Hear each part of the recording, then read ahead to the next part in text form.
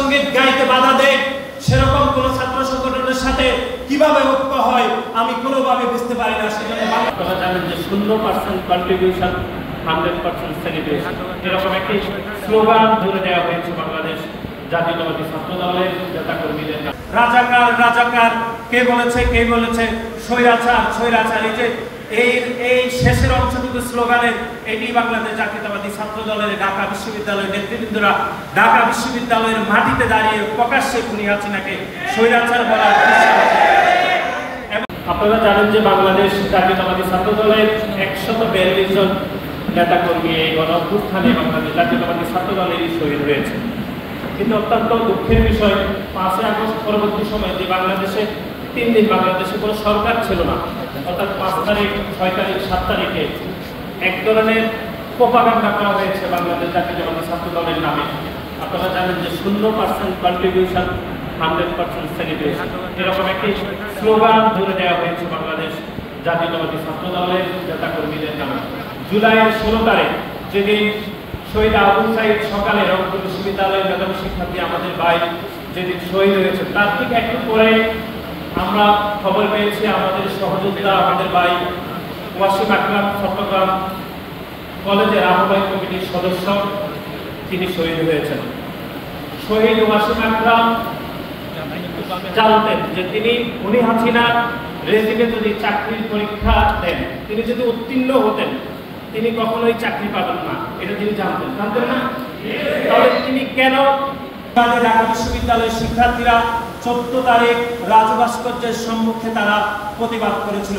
সেই প্রতিবাদ থেকে একটি স্লোগান উঠেছিল যে কে বলেছে রাজাকার রাজাকার, কে বলেছে, কে বলেছে স্বৈরাচার স্বৈরাচার। এই শেষের অংশটুকু স্লোগানের এটি বাংলাদেশ জাতীয়তাবাদী ছাত্র দলের ঢাকা বিশ্ববিদ্যালয়ের নেতৃবৃন্দরা ঢাকা বিশ্ববিদ্যালয়ের মাটিতে দাঁড়িয়ে প্রকাশ্যে খুনি হাসিনাকে স্বৈরাচার বলার। এবং তার পরবর্তী দিন আপনাদের মনে রয়েছে ঢাকা বিশ্ববিদ্যালয়ের শিক্ষার্থীদের উপর, বিশেষ করে নারী শিক্ষার্থীদের উপর একটি নজিরবিহীন হামলা হয়েছিল, যে সেখানে ছাত্রলীগ, যুবলীগ এবং স্বেচ্ছাসেবক লীগ এমনকি শ্রমিক লীগের সন্ত্রাসীরা ঢাকা বিশ্ববিদ্যালয়ে নারী শিক্ষার্থীদের উপর হামলা করেছে। যে বাংলাদেশের যে সকল ক্যাম্পাসে শুধুমাত্র তাদের ন্যূনতম কোনো অবস্থান রয়েছে, তারা সেই সকল ক্যাম্পাসে তারা আত্মপ্রকাশ ঘটে। কিন্তু যে সকল ক্যাম্পাসে তাদের নেতা কর্মীরা খুবই স্বল্প সংখ্যক থাকে, যে সকল ক্যাম্পাসে তারা একটি বড় ধরনের মিছিল করার সক্ষমতা দেখাতে পারে না, সেই সকল ক্যাম্পাসে তারা গুপ্ত রাজনীতি করে, তারা কখনোই তাদের কমিটি প্রকাশ করে না।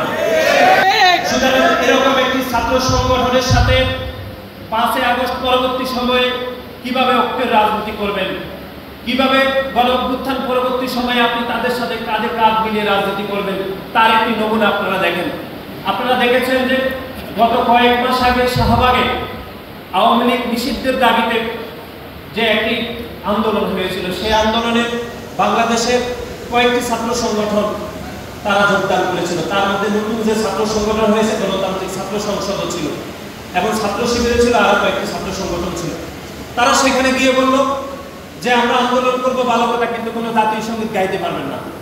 যারা জাতীয় সঙ্গীত গাইতে বাধা দেয়, সেরকম কোন ছাত্র সংগঠনের সাথে কিভাবে ঐক্য হয় আমি কোনোভাবে বুঝতে পারি না। সেজন্য বাংলাদেশ মনে করে যারা জাতীয় সঙ্গীত স্পিরিট ধারণ করে না, যারা জাতীয় সঙ্গীত গাইতে আমার দেশের সাধারণ মানুষকে বাধাগ্রস্ত করে, তাদের সাথে বাংলাদেশের কোনো সাধারণ শিক্ষার্থীদের সংগঠনের কোনো ঐক্য আসলে হতে পারে না বলে আমরা মনে করি।